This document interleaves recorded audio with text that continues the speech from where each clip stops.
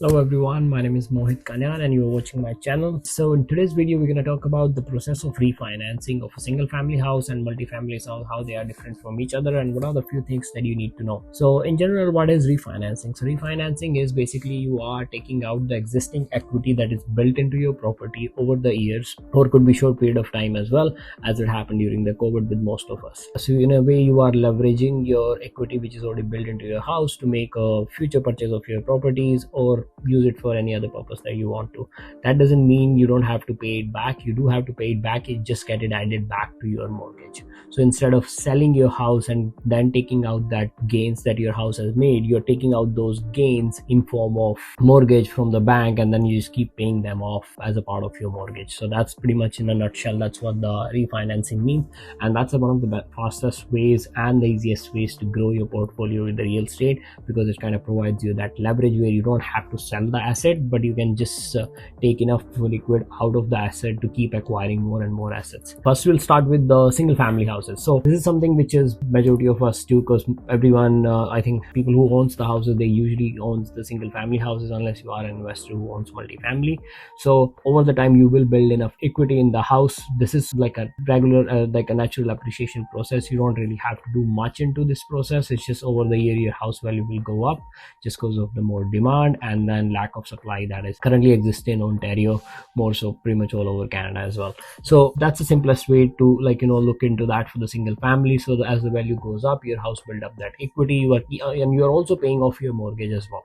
So that kind of reduce your debt on the house as well. So over the time, let's say 1 year 2 year down the line, you have enough equity. If you want to you can go to your bank or any other lender, tell them, hey, I have this much equity built in the lender. If you don't know, just get appraisal on your house, or bank will do it for you. They usually charge somewhere around $300, or maybe now it's probably more than that, but single family, that's what it used to be. So they go through the process of, they figure out how much is your current worth of your house based on the recent sale in the market. If you are someone who's active into the real estate, you should always, be it you are a realtor or not, always keep going through those apps, House Sigma or Zolo, whichever apps shows you the recent sale data in your neighborhood. That kind of gives you a ballpark number of where your house is at.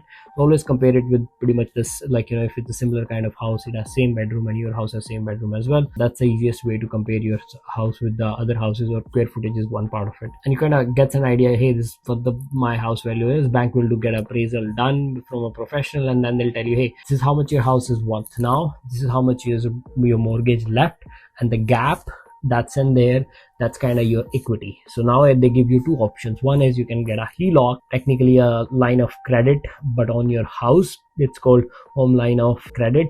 You can take it out, use it as a credit, or whenever you need it, you take that money amount and you pay the interest only on the amount that you take it out. You can put it all back if you don't need it. You can use that as an emergency fund as well.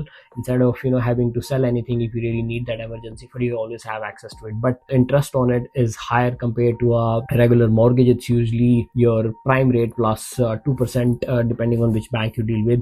So 2% on an average, that's what the HELOC prices are. So that's it's a huge leverage point, but you want to be sure about that you are using it wisely. Do not use it to buy a car or make those fancy purchase. Then it's not the useful, that's not what it's meant for, and you probably end up regretting it over the time if you're going to make it use it to purchase those things.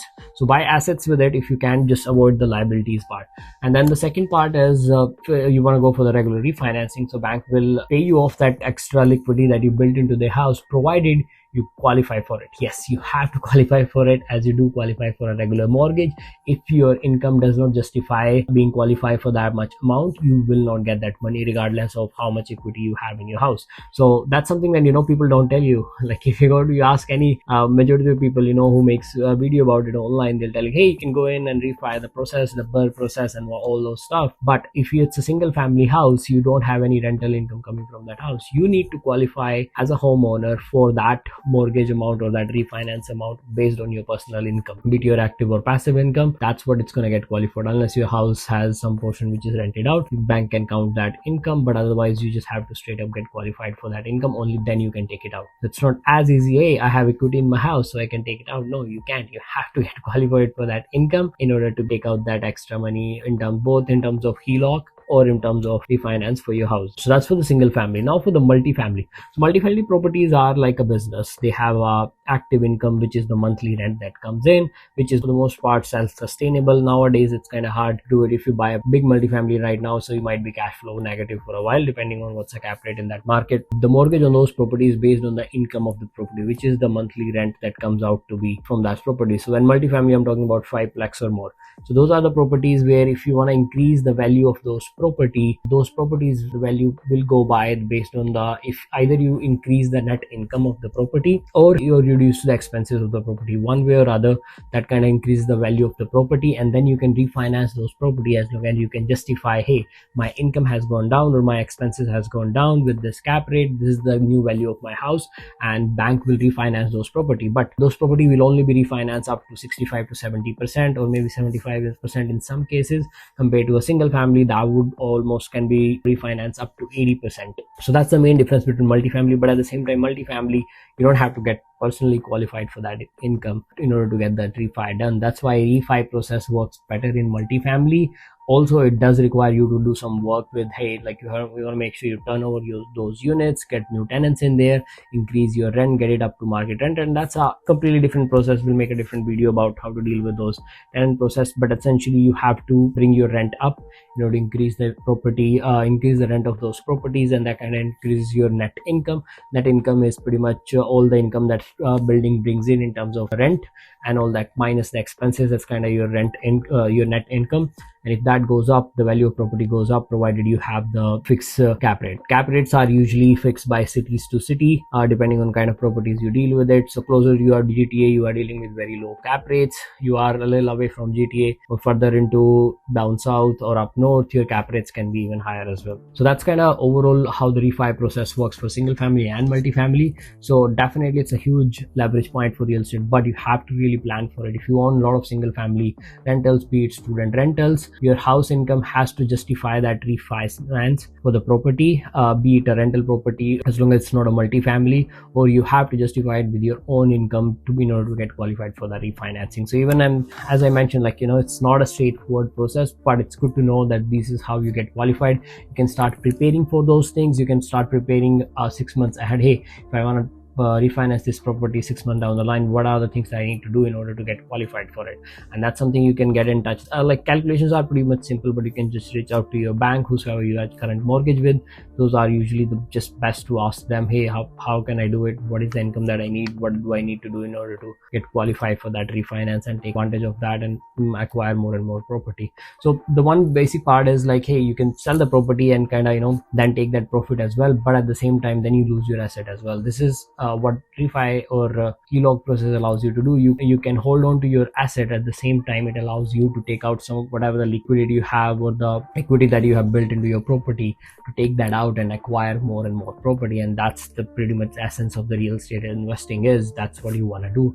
And that's why a lot more investors, they start with single family, and that kind of, because you can get qualified based on your personal income all the time. So you want to switch on to a multifamily where you can do a force appreciation of a building based on if you can increase the income of the property or reduce the expenses, vice versa.